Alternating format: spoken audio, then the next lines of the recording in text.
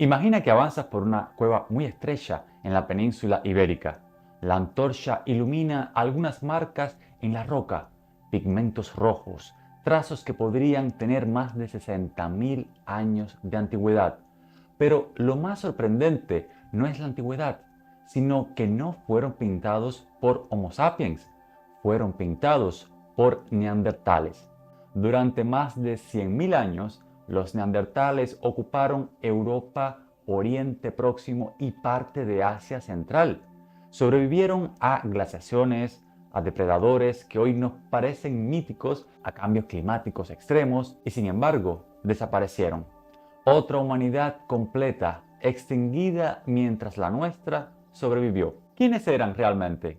¿Eran brutales y simples, como se creyó durante décadas? ¿O estamos ante un pueblo sofisticado, inteligente y culturalmente más cercano a nosotros de lo que jamás imaginamos? Hoy vamos a reconstruir su historia completa, su origen, su cuerpo, su mente, su tecnología, su arte, su relación con nosotros y por último, las teorías más recientes y más polémicas sobre su desaparición. Soy Andrei Biarens y te invito a un emocionante viaje para conocer una de las especies humanas más fascinantes que han existido en nuestro planeta. Suscríbete y dale a la campanita para que estés al tanto de todo mi contenido. Para entender a los neandertales no basta con estudiarlos como si fueran una especie separada, congelada en el tiempo. Hay que retroceder mucho más atrás, hasta un periodo en la prehistoria en el que todavía no existían ni los sapiens ni los neandertales, sino una humanidad común que empezaba a dispersarse y fragmentarse por un mundo cambiante. A propósito, tengo un video completo sobre el origen del primer ser humano. Te dejo el enlace en la descripción de este video. Durante cientos de miles de años, África y Eurasia fueron escenarios de migraciones intermitentes, expansiones y contracciones poblacionales marcadas por las glaciaciones que avanzaban y retrocedían como un gigantesco péndulo climático. Cada avance glacial modificaba rutas, aislaba poblaciones, transformaba ecosistemas enteros y en uno de esos aislamientos, en Europa, hace aproximadamente unos 600.000 años, ocurrió algo decisivo. Una población descendiente del Homo heidelbergensis o de un linaje bastante cercano quedó atrapada entre climas extremos y ecosistemas impredecibles. La presión del entorno comenzó a moldear sus cuerpos y sus mentes, por supuesto. Aquí aparece el primer punto polémico. ¿Quién es realmente el ancestro común de neandertales y sapiens? Durante décadas se asumió que el candidato natural era el Homo heidelbergensis, pero las investigaciones más recientes cuestionan si se trata de una especie coherente o si es un cajón desastre que engloba a varios tipos de fósiles diversos que quizás no pertenecieron al mismo linaje. Algunos paleoantropólogos sugieren que los primeros neandertales podrían haber surgido de una población aún no identificada plenamente, relacionada con fósiles como los de cima de los huesos en Atapuerca, que muestran rasgos neandertales muy tempranos, pero también características arcaicas difíciles de clasificar. Otros sostienen que el linaje neandertal se separó mucho antes de lo que creíamos, quizás hace 700.000 años, basándose en análisis genéticos del ADN mitocondrial y en la morfología temprana del cráneo. Lo fascinante es que, aunque no exista consenso, sí podemos afirmar esto. La separación entre nosotros y los neandertales fue profunda, prolongada y marcada por entornos radicalmente distintos. Europa durante el Pleistoceno no era la tierra de bosques templados que imaginamos hoy, era un continente dominado por glaciaciones, que eran muy recurrentes, y los paisajes de tundra, la megafauna peligrosa y los recursos muy escasos también. Un ambiente en el que cada invierno era una batalla por la supervivencia. En este continente duro y fracturado, la evolución empujó a los neandertales hacia un camino propio. Cuerpos compactos, perfectos para conservar el calor, huesos robustos, capaces de soportar esfuerzos inmensos, pulmones y capas torácicas amplias para oxigenar mejor, cráneos alargados y con arcos superficiales prominentes, una anatomía que refleja un estilo de vida físico intenso y peligroso. Algunos investigadores sostienen que el frío extremo obligó a desarrollar cuerpos masivos como los de los osos polares humanos. Otros argumentan que la causa principal fue su método de caza, enfrentamientos cuerpo a cuerpo con animales enormes, lo que habría requerido, por supuesto, una musculatura y una estructura ósea incomparable.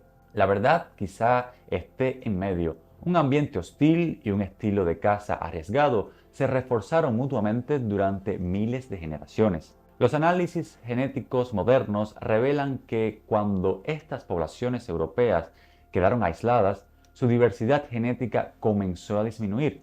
No lo suficiente como para extinguirlas, pero sí lo bastante como para generar un linaje separado con características únicas. Este aislamiento, repetido por ciclos glaciares durante milenios, permitió que surgieran rasgos muy específicos, que no vemos en ninguna otra especie humana. Lo interesante es que la genética también nos dice algo más. Los neandertales y los sapiens siguieron interactuando durante cientos de miles de años. No fue una separación limpia ni definitiva. Hubo contactos intermitentes, quizás cruzamientos, quizás intercambios, aunque aún no sabemos cómo de frecuentes o significativos fueron estos encuentros. Esto abre una de las grandes preguntas de la paleoantropología. ¿Fueron realmente especies distintas o simplemente poblaciones humanas muy diferenciadas? Muchos investigadores hoy sostienen que los neandertales y los sapiens no deberían ser vistos como especies completamente separadas, porque podían, y de hecho lo hicieron, tener descendencia fértil. Lo que está claro es que en Europa una humanidad única se transformó en una humanidad distinta. Y esa humanidad distinta acabaría desarrollando una de las historias evolutivas más fascinantes de todo el linaje Homo. Durante mucho tiempo se afirmó que los neandertales surgieron hace unos 250.000 años atrás. Hoy sabemos que su linaje es mucho más antiguo, gracias al ADN de cima de los huesos, que tiene 430.000 años. Sabemos que muchos rasgos neandertales ya estaban presentes entonces. La forma de la cara, la robustez ósea e incluso algunos rasgos craneales característicos. Esto ha obligado a reescribir los libros de texto. La historia humana no es lineal, es un mosaico. O sea, el origen de los neandertales no es un punto, es un proceso. Un proceso tan profundo que para cuando los sapiens aparecieron en África, los neandertales ya llevaban cientos de miles de años evolucionando como otra humanidad. Y aquí surge la pregunta inevitable. Si eran una humanidad diferente desde tan temprano, bueno, pues, ¿cómo era su cuerpo? ¿Cómo vivían? ¿Qué los hacía únicos? Lo descubriremos ahora, porque para entender a un neandertal, primero hay que mirar el cuerpo que construyó Europa. Si queremos entender quiénes fueron los neandertales, tenemos que empezar por mirar su cuerpo.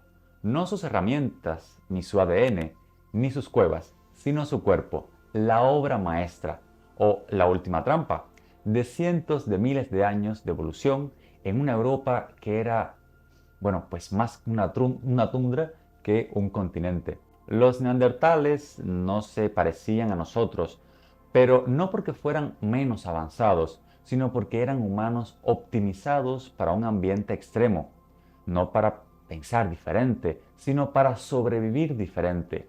Y ahí comienza una de las historias más fascinantes de la biología humana. Durante décadas, las reconstrucciones tempranas mostraban a los neandertales como criaturas encorvadas. La imagen se basaba en un error. El esqueleto de la Chapelle aux Saints pertenecía a un anciano artrítico.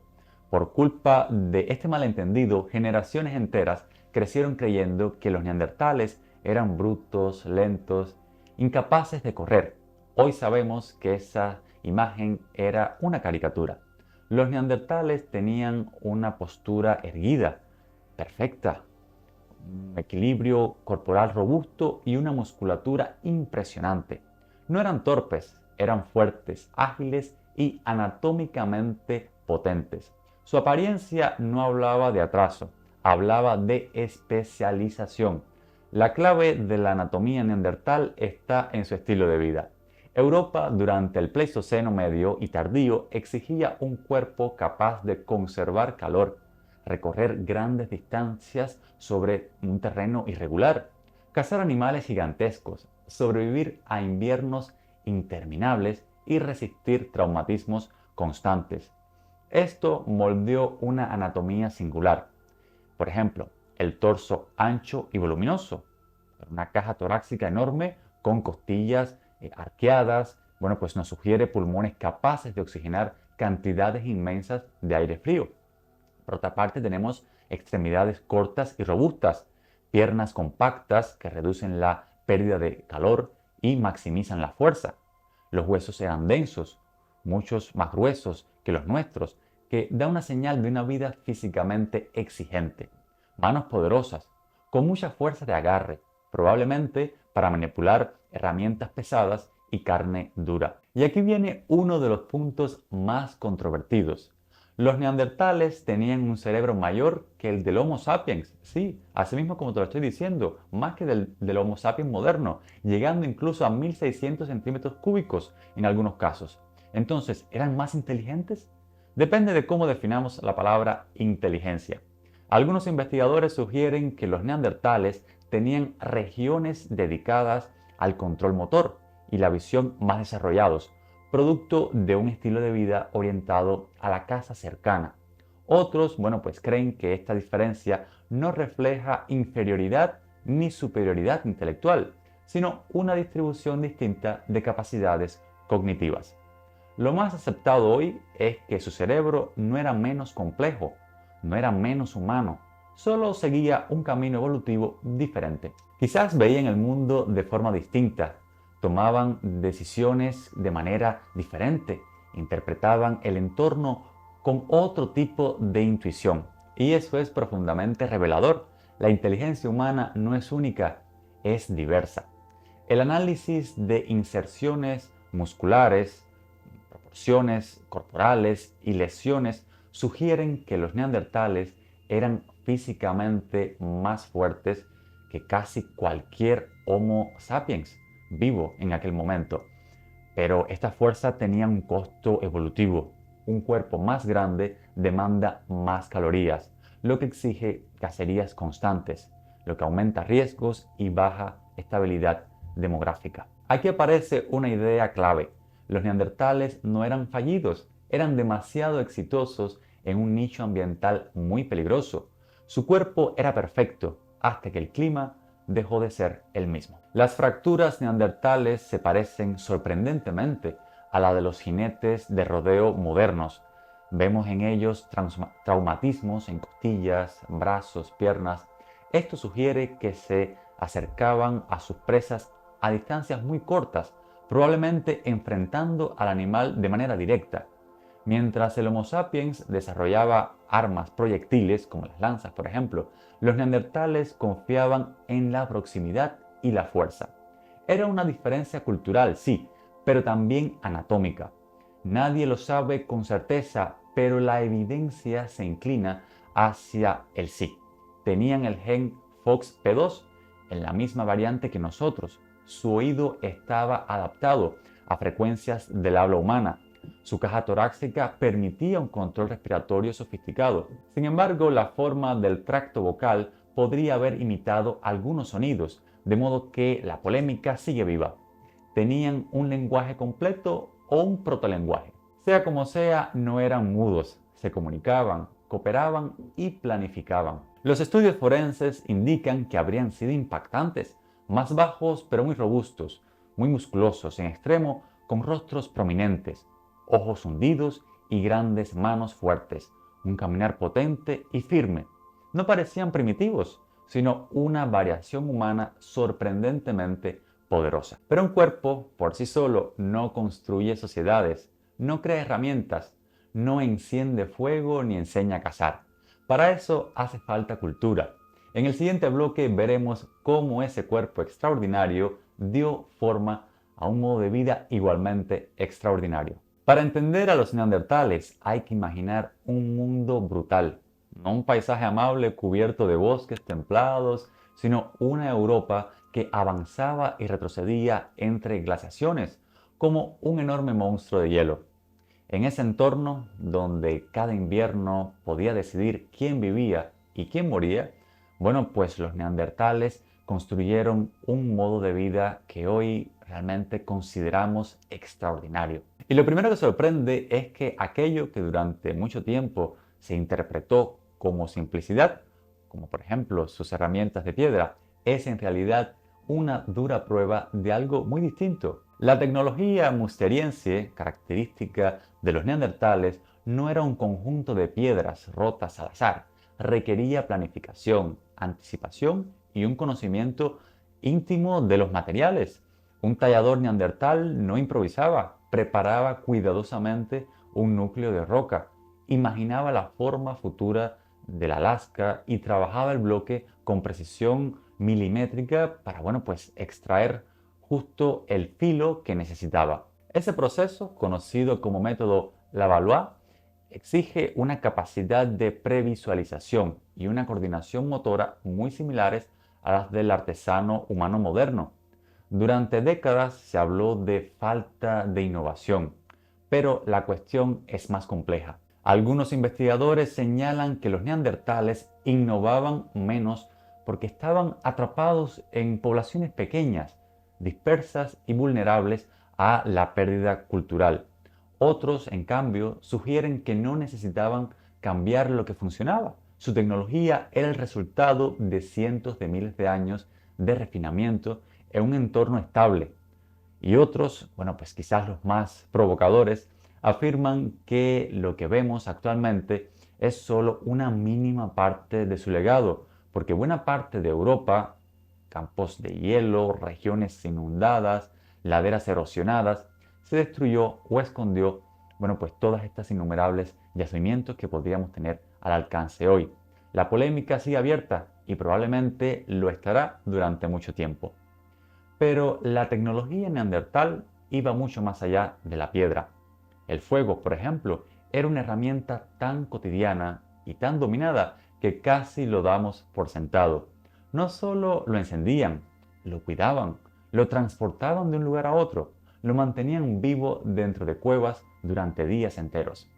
Algunos restos arqueológicos muestran hogares cuidadosamente ubicados en zonas protegidas del viento, lo que implica planificación del espacio. Otros hallazgos sugieren que calentaban piedras para fracturarlas mejor o que usaban el fuego para modificar huesos y madera.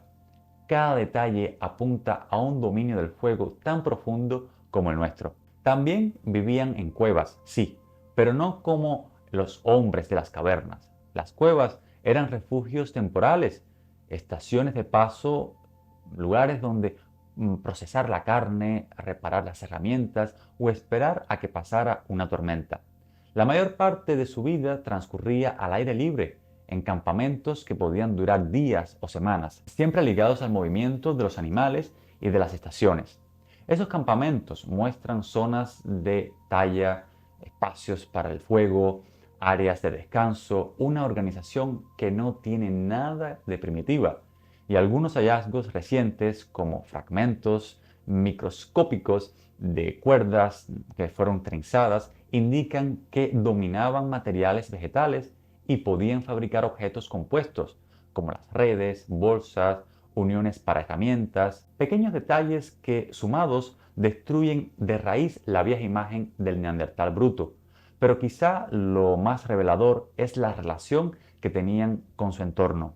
Los neandertales no explotaban el paisaje, lo habitaban. Su impacto ecológico es sorprendentemente bajo, incluso en regiones donde vivieron durante generaciones enteras.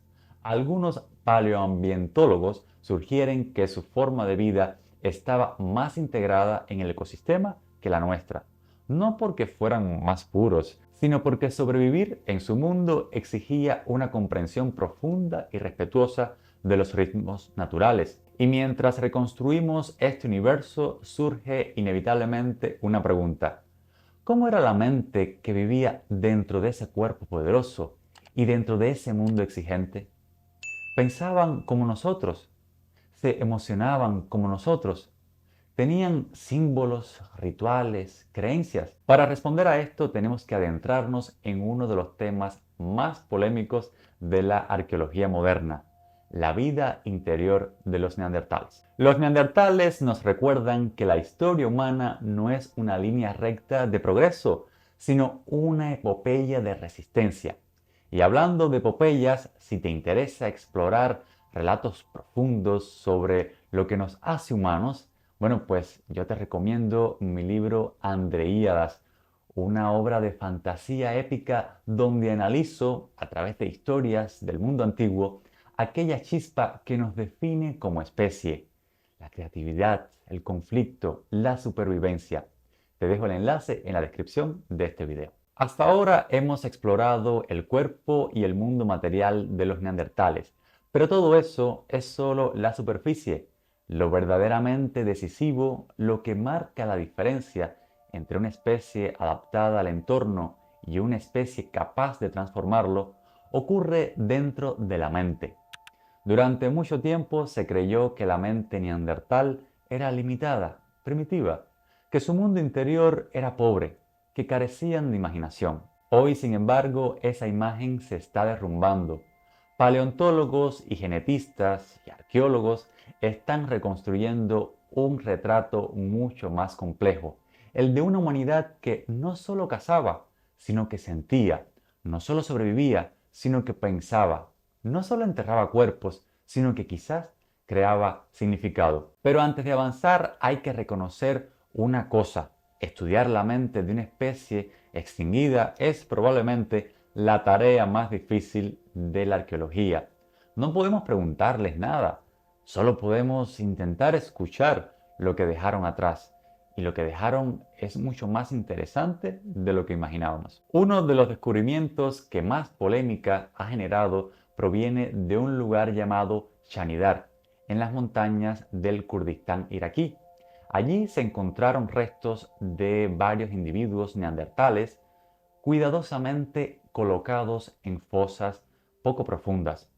En uno de los enterramientos apareció polen, lo que llevó a algunos investigadores en los años de 1960 a proponer que los neandertales depositaban flores sobre los muertos. La idea fue revolucionaria, es verdad. Flores implicaba simbolismo, duelo, memoria, pero la ciencia nunca avanza sin discusión. Otros investigadores señalaron que el polen podría haber sido depositado por los roedores, por ejemplo, y no por los humanos. Y ahí comenzó una batalla interpretativa que dura hasta el día de hoy.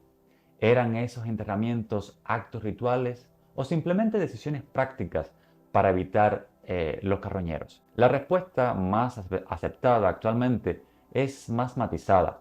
Los neandertales probablemente sí enterraban a sus muertos con intención explícita, no necesariamente como un ritual religioso, pero tampoco como un acto puramente utilitario. Un cuerpo acomodado, protegido, separado del resto del campamento, habla de preocupación, de cuidado, de una relación emocional con el fallecido.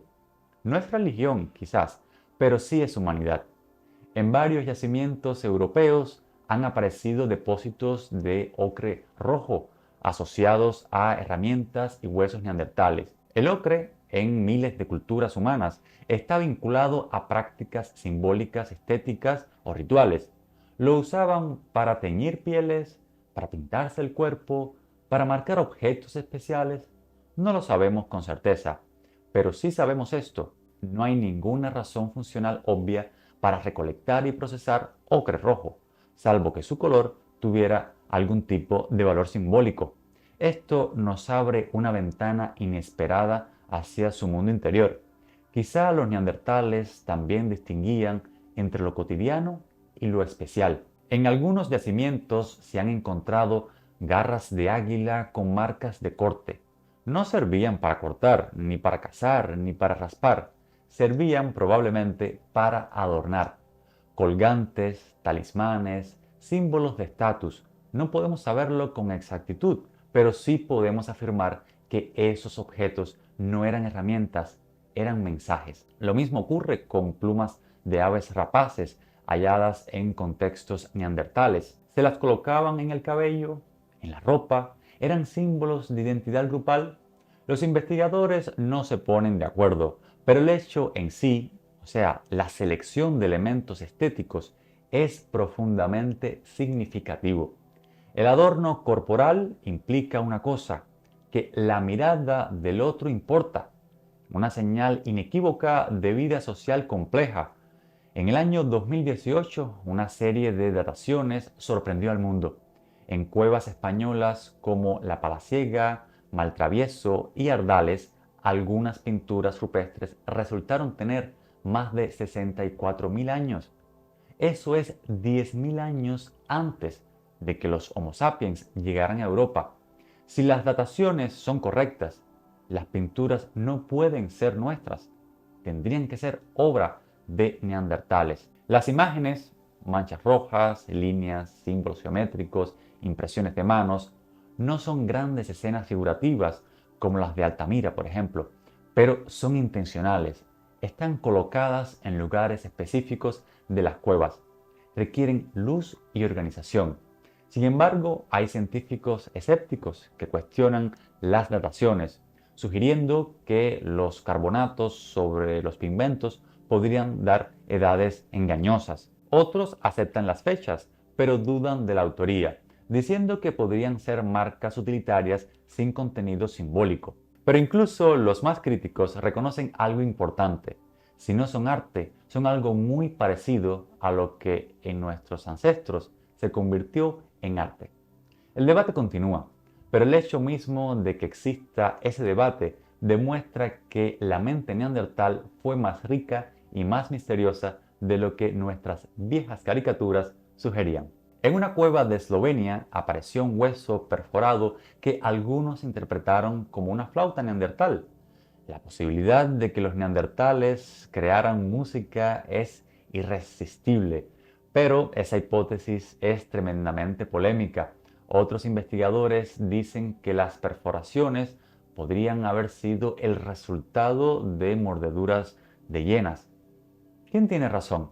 No lo sabemos aún, pero sí sabemos algo. Los neandertales tenían el control torácico, la respiración, el oído y la coordinación necesarias para producir música. No hay ninguna razón anatómica para negarlo. Los neandertales tenían el gen FOXP2 en la misma versión que nosotros, un gen asociado al lenguaje articulado. Su oído estaba ajustado a frecuencias humanas.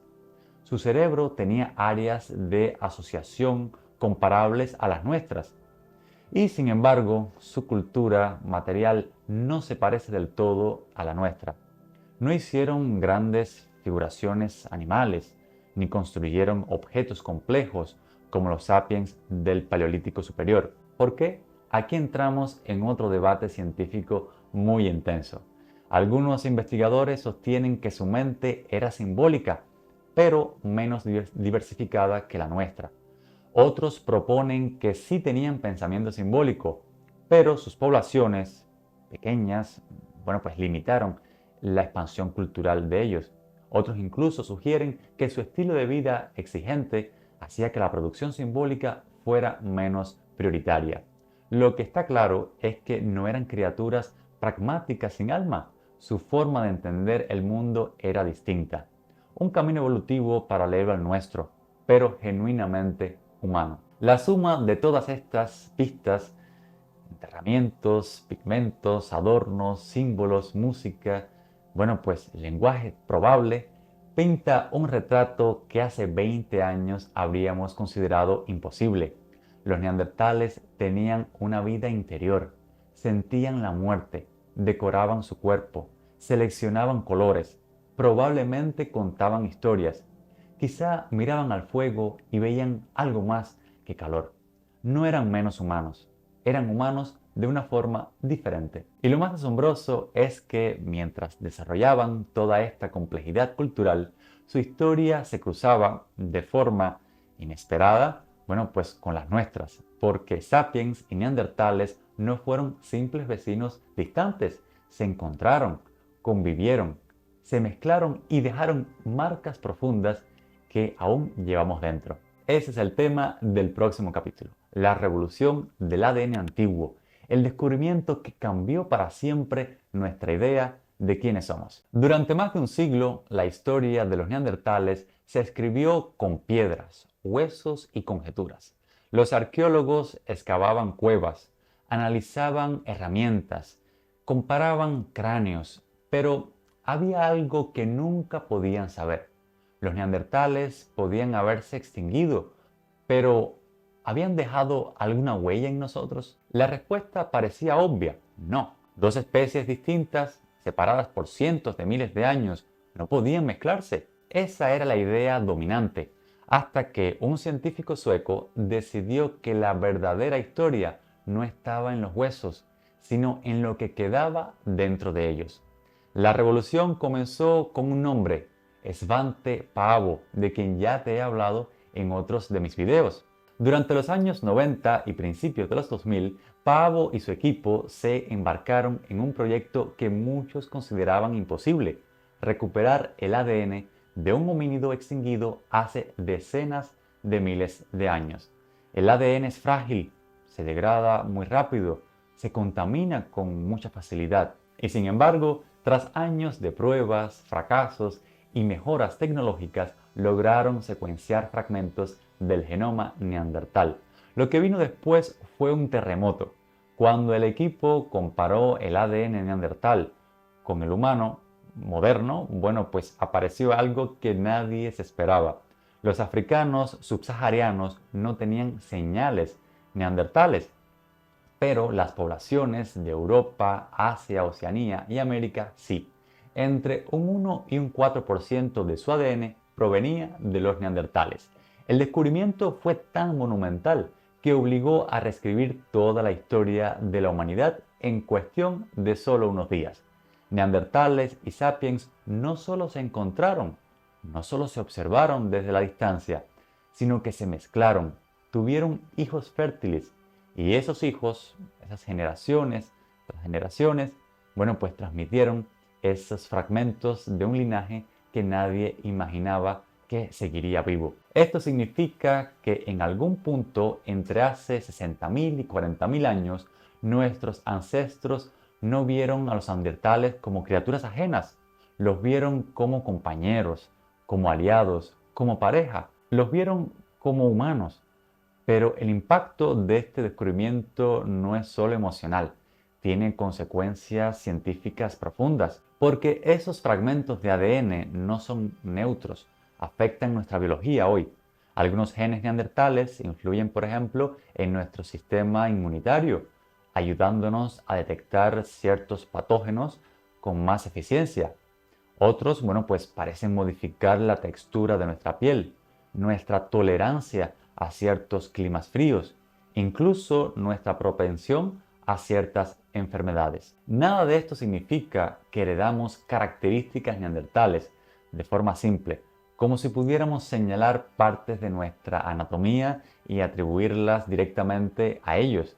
La genética no funciona así, pero sí significa que la historia de nuestra especie es una historia mezclada, un árbol genealógico que no es un tronco recto, sino un bosque. Por supuesto, también existen puntos polémicos.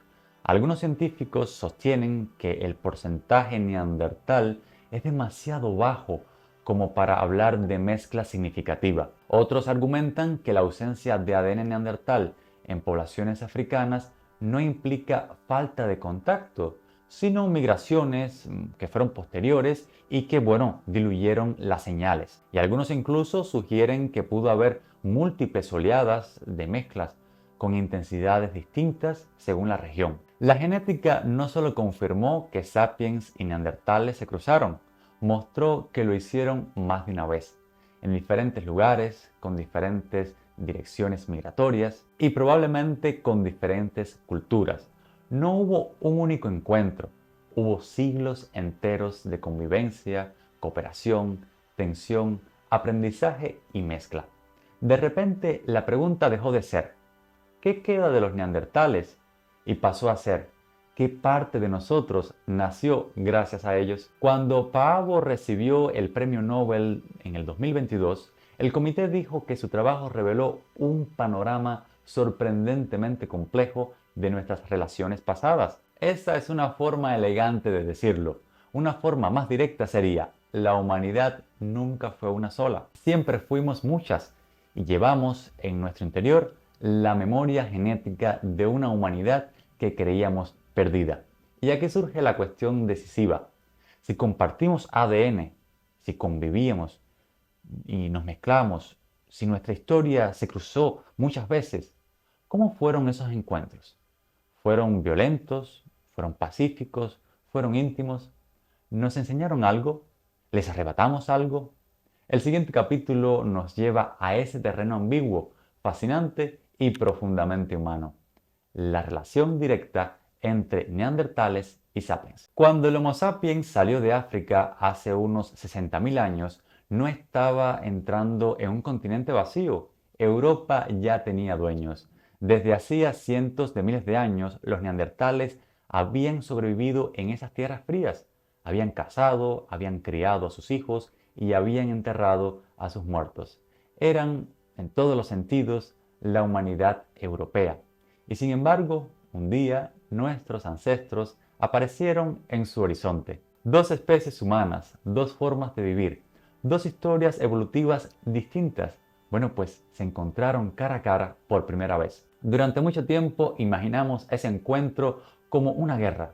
Era un relato cómodo, casi cinematográfico. Los sapiens más avanzados desplazando a los neandertales en una especie de conquista prehistórica. Pero la ciencia moderna pinta un cuadro mucho más complejo y mucho más interesante en realidad. Los fósiles y la genética coinciden en algo. Sapiens y neandertales no se cruzaron en un único punto de contacto. Sus encuentros se dieron durante miles de años, en oleadas, en regiones distintas, con niveles variables de contacto. Algunos datos genéticos sugieren mezclas tempranas en Oriente Próximo, quizás 100.000 años antes de la llegada de Sapiens a Europa. Eso significa que ya nos habíamos encontrado antes, ya nos habíamos conocido. Y cuando los Sapiens entraron finalmente en Europa, lo hicieron en un territorio neandertal, pero no como un ejército invasor. Eran migrantes, grupos pequeños, buscando nuevos recursos, nuevas rutas, nuevos climas. Y esos grupos se toparon con, otros grupos que como ellos eran humanos. Es muy probable que al principio la relación fuera distante, observacional. Dos humanidades evaluándose mutuamente desde la seguridad que da la prudencia. Pero bueno, pronto la distancia se rompió. Hay quienes defienden que el contacto debió ser hostil. Europa era un ecosistema limitado, donde cada presa contaba.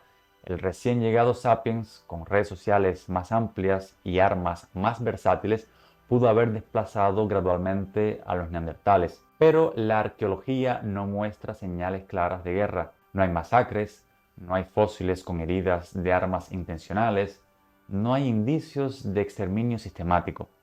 Eso desconcierta a algunos historiadores, porque contradice el relato clásico de el sapiens conquistador. Hoy sabemos que en realidad la competencia, si existió, fue probablemente sutil, más ecológica que militar, más demográfica que violenta. Algunos científicos proponen que los sapiens simplemente tenían mejores sistemas de cooperación a larga distancia y que esa diferencia, sin necesidad de conflicto directo, inclinó la balanza a largo plazo. Pero reducirlo todo a competencia sería simplificar demasiado lo que sabemos ahora. El ADN antiguo fue definitivo. Sapiens y neandertales tuvieron hijos fértiles. Esto nos obliga a replantear todo el imaginario del encuentro. Para que dos poblaciones se mezclen no basta el contacto físico, hace falta proximidad, vínculo, reconocimiento del otro como pareja posible. Es decir, en algún lugar entre Europa y Oriente Próximo, dos individuos, dos especies distintas, pero de humanidades profundamente similares, se vieron, se entendieron lo suficiente y tuvieron descendencia. Y eso ocurrió más de una vez. Para que una mezcla se estabilice en el genoma moderno, no basta con un encuentro aislado. Tiene que repetirse durante generaciones enteras. Eso abre nuevas preguntas, tan humanas como científicas. ¿Cómo se comunicaban? ¿Se intercambiaban palabras, gestos, historias? ¿Aprendieron unos de otros técnicas, rutas, herramientas? ¿Se integraron individuos neandertales en grupos sapiens y viceversa? La respuesta más prudente es también la más emocionante. Probablemente sí.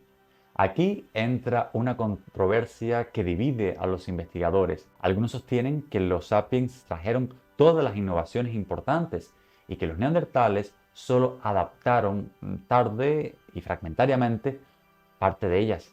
Pero otros argumentan que los sapiens pudieron aprender técnicas locales de caza y supervivencia de los neandertales, que ya conocían Europa desde hace decenas de miles de años. E incluso existe una hipótesis más provocadora, que algunas de las innovaciones culturales del sapiens europeo surgieron como reacción al encuentro con esta otra humanidad. En psicología evolutiva se conoce como efecto espejo cuando un grupo humano se encuentra con otro grupo humano distinto. Se redefine a sí mismo, aumenta su complejidad simbólica y fortalece su identidad. Es posible que el arte del Paleolítico superior, las puntas de proyectil refinadas o la explosión simbólica sapiens estén relacionadas en parte con ese encuentro, no porque los neandertales fueran maestros, sino porque eran otros, y el encuentro con lo otro siempre transforma. Algunas herramientas en los últimos yacimientos neandertales parecen mostrar influencias sapiens. Un tipo de punta llamada chatelperoniense se ha interpretado durante años como síntoma de contacto cultural, pero esta interpretación es muy polémica. Hay quienes dicen que esas herramientas no son innovaciones neandertales, sino instrucciones sapiens en sitios neandertales. Otros defienden lo contrario, que los neandertales adoptaron o imitaron técnicas sapiens. La verdad puede estar entre ambos extremos, y esto nos recuerda algo importante. Los neandertales no eran rígidos ni incapaces de cambiar. Estaban experimentando, adaptándose, aprendiendo justo antes de desaparecer. La imagen que emerge hoy no es una historia de conquista ni una fábula de progreso lineal. Es una historia más íntima, más compleja. Durante miles de años, dos humanidades coexistieron, se acercaron y pues se mezclaron y finalmente se confundieron tanto que una parte de una de ellas, pues vive en la otra. Cuando decimos que los neandertales desaparecieron, lo decimos desde un punto de vista arqueológico, pero desde un punto de vista genético no desaparecieron del todo, se integraron, mutaron en nosotros, y esa revelación cambia por completo la forma en que interpretamos su desaparición. Y ahora llegamos a una de las preguntas más difíciles de la prehistoria. Si coexistimos, si compartimos genes, si hubo intercambio, ¿por qué entonces los neandertales desaparecieron? ¿Qué fuerza biológica, ambiental, social o incluso accidentes los llevaron al final? En el próximo capítulo exploraremos esa historia, una historia que lejos de ser simple, nos obliga a contemplar la fragilidad misma de nuestra especie. Y si estás disfrutando de este viaje a nuestros orígenes y quieres acompañarme aún más lejos, te invito a unirte a mi Patreon. Allí podrás ver mis videos antes que nadie, podrás acceder a material adicional, a versiones extendidas y contenido exclusivo que no publico en YouTube.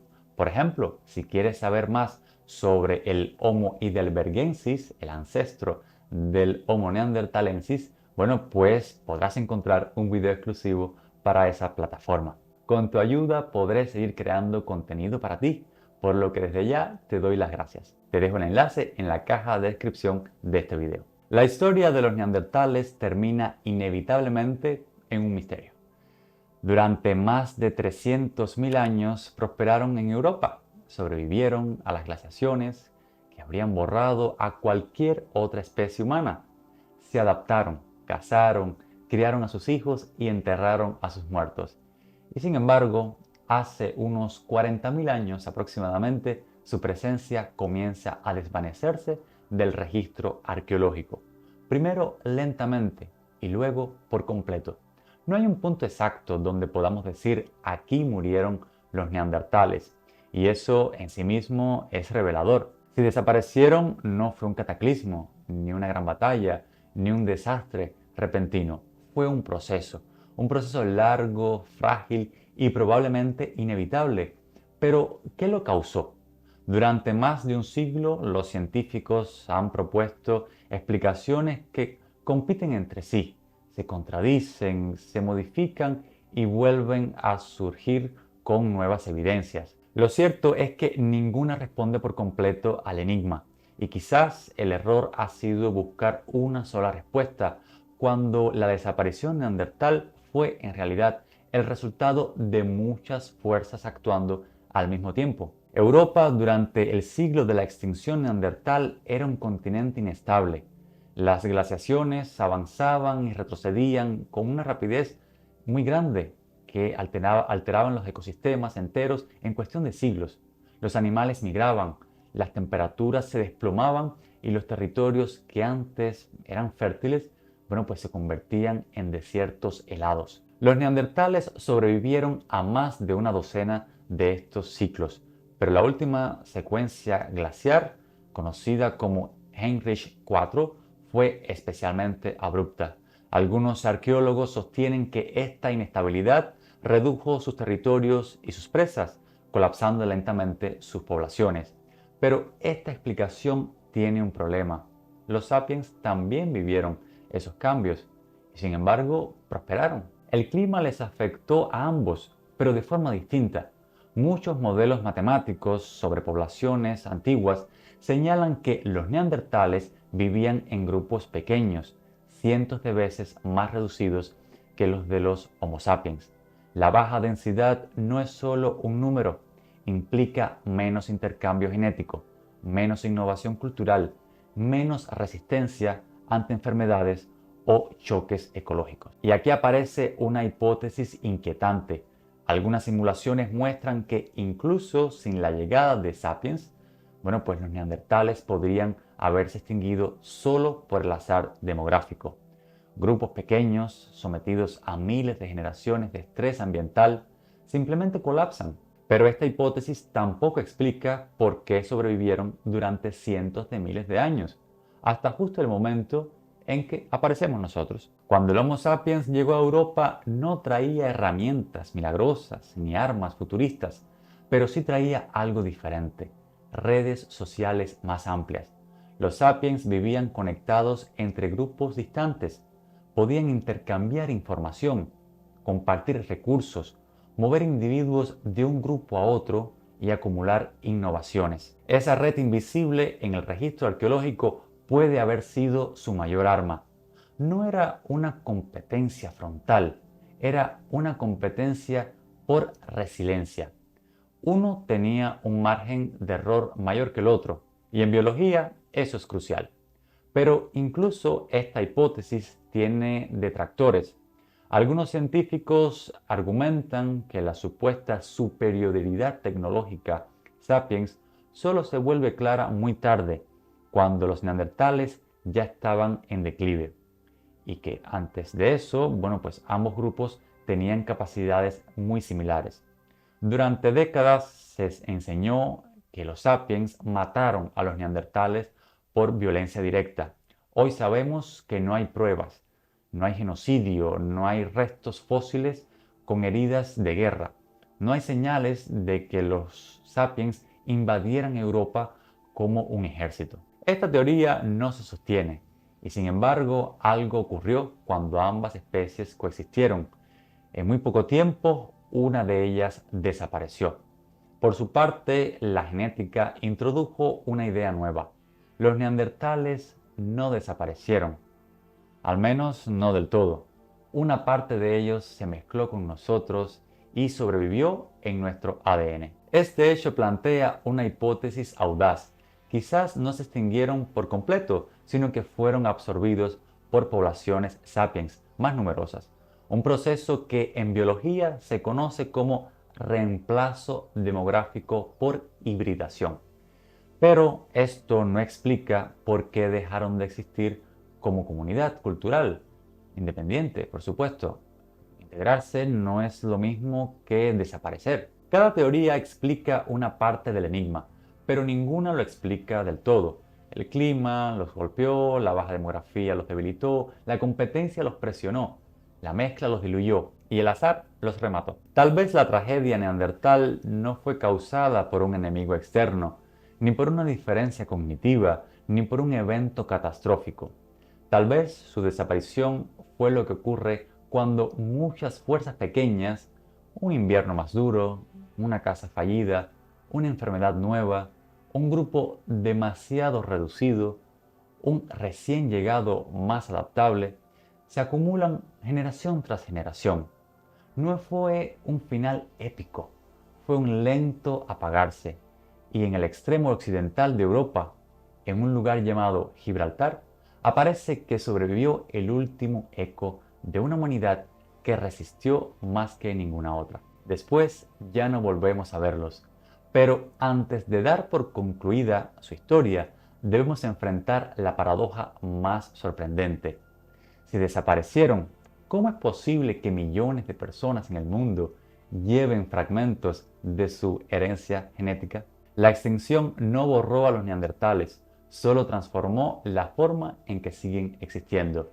Y eso nos conduce al próximo capítulo, lo que queda de ellos dentro de nosotros. Cuando hablamos de la desaparición de los neandertales, solemos imaginar un final absoluto, un último individuo respirando solo en algún rincón de Europa, el eco final de un linaje que se extinguió para siempre.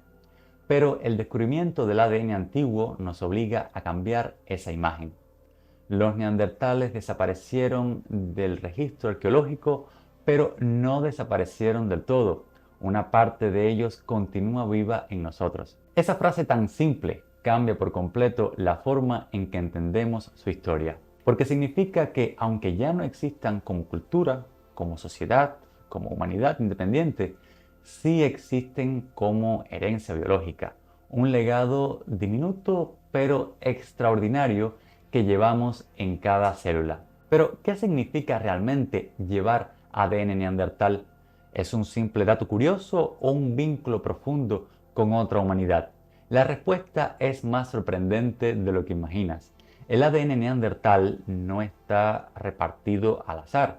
Aparece en regiones muy concretas del genoma humano, asociadas a funciones muy específicas. Algunos fragmentos están relacionados con cómo responde nuestro sistema inmunitario a ciertos virus y bacterias. Otros influyen en la queratinización de la piel, haciendo que algunas poblaciones modernas tengan un cabello o una epidermis más resistentes. Hay variantes genéticas heredadas de neandertales que afectan la forma en que percibimos el dolor, la sensibilidad a la luz solar, la respuesta a inflamaciones o incluso la calidad del sueño. Nada de esto significa que somos parte neandertal en un sentido literal. La biología no funciona con porcentajes emocionales, pero sí significa que el éxito de los Homo sapiens fuera de África se debió en parte a herencias que no son exclusivamente nuestras, herencias adaptativas que los neandertales habían desarrollado durante cientos de miles de años en climas fríos y hostiles. En cierto modo, sobrevivimos gracias a ellos. Y aquí entra un terreno especulativo pero fascinante. Algunos estudios sugieren que ciertos rasgos psicológicos modernos podrían estar influidos de manera tenue y compleja por variantes genéticas neandertales. No hablamos de comportamientos neandertales, entre comillas, ni de clichés absurdos. Hablamos de, pequeñas modulaciones en cómo nuestros cerebros, procesan la información sensorial, ¿verdad? Regulan el estrés o responden a la novedad. No es una conclusión definitiva, es una línea investigativa abierta todavía hoy, delicada y con un margen enorme de error, pero plantea una posibilidad hermosa, que parte de lo que sentimos, percibimos y pensamos no provenga únicamente de nuestros ancestros africanos, sino también de esa otra humanidad que cambió junto a nosotros. La historia de los neandertales también cambió nuestra historia cultural. Durante más de un siglo, fueron usados como espejo, como el otro primitivo que nos permitía definirnos como superiores. Pero al descubrir que compartimos genes, que compartimos herramientas, que compartimos formas de vida e incluso territorio, ese espejo se rompió. Hoy ya no podemos hablar de el hombre y el neandertal. Tenemos que hablar de humanidades plurales, ramas distintas de un mismo árbol que se cruzaron, se mezclaron y se influyeron mutuamente. Y esa es quizás la herencia más profunda. Nos obligaron a redefinir qué significa ser humano. También es importante recordar que el ADN neandertal que llevamos es solo una fracción diminuta de lo que fueron. La mayor parte del genoma desapareció para siempre.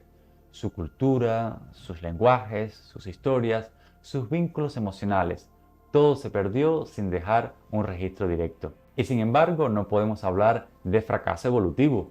Los neandertales sobrevivieron cientos de miles de años en condiciones donde nosotros no habríamos sido capaces de hacerlo. Su desaparición no fue una derrota, fue un desenlace estadístico, biológico, demográfico, pero su legado continúa en la forma en que nuestro sistema inmunitario reconoce una infección, en cómo respondemos al frío, en cómo procesamos ciertos estímulos y sobre todo en el hecho de que su historia es una parte inseparable de la nuestra. Y así llegamos al punto final de este viaje.